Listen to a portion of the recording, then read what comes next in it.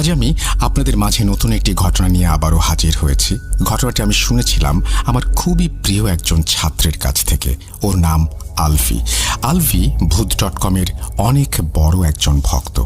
আলভিকে পড়ানোকালীন অবস্থাতেই আমি ঘটনাটি সংগ্রহ করেছিলাম ওর কাছ থেকে। আমার মনে আছে সেদিন মাগরিবের পর আলভিকে পড়ানোর জন্য ওদের বাসায় গিয়ে উপস্থিত হই আমি। ওদের বাসায় সেদিন বেশ কয়েকজন অতিথির আগমন ঘটেছিল, বিধায় পড়াতে একটু সমস্যাই হচ্ছিল।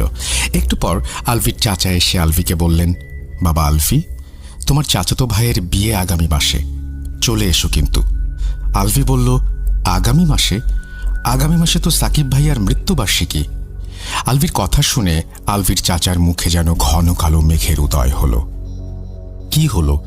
ওনার এই চাউনি দুঃখ ভারাক্রান্ত চাউনি নয়, এই চাউনি তো ভয়ের।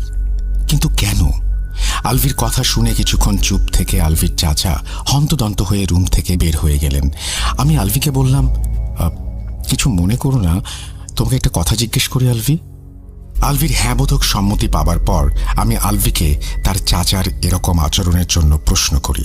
আলভি কিছুক্ষণ চুপ থাকে আমার কথা শুনে। আমিও ওকে কথা বলার জন্য কিছুটা সময় দেই। আলভি কিছুক্ষণ পর আমাকে বলে, ভাইয়া দাঁড়ান, দরজাটা বন্ধ করে নেই, বাইরে অনেক শোরগোল, পড়তে সমস্যা হচ্ছে।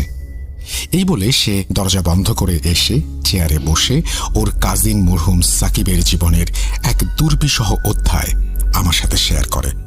আলভি চাচাতো ভাইয়ের ঘটনা আমাকে যেভাবে বলেছে আমি ঠিক সেভাবেই আপনাদের কাছে উপস্থাপন করছি এবং অনিচ্ছাকৃত ভুল ত্রুটির জন্য রাসেল ভাই ও আপনাদের কাছে ক্ষমা প্রার্থনা করছি। বলছে আলভি।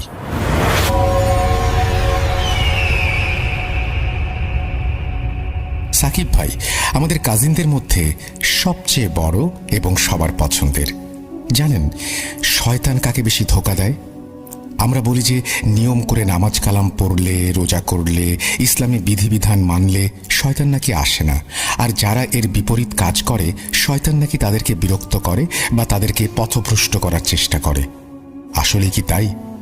তাহলে সাকিব ভাইয়ের সাথে কেন এমন হলো? আসলে কি জানেন ভাইয়া, যারা আল্লাহর আদেশ নিষেধ মানে না, নামাজ কালাম পড়ে না, তাদের শয়তান ধরে না। দুঃখিত ভাইয়া, কিন্তু বলতে বাধ্য হচ্ছি যে এমন বেনামাজি আর ধর্মের বিষয়ে উদাসীন ব্যক্তিরা খোদ নিজেরাই শয়তান, তাই শয়তান তাদের কোনো ক্ষতি করে না। আর যারা আল্লাহর নেক বান্দা, তাদের প্ররোচনা দিয়ে শয়তান মৃত্যু অবধি নিয়ে যায়, যার উদাহরণ হলো সাকিব ভাইয়া। অবশ্য এখানে ওনার যে দোষ নেই তাও বলা যাবে না। কৌতূহল আর প্রমাণ করার আজব এক চক্রের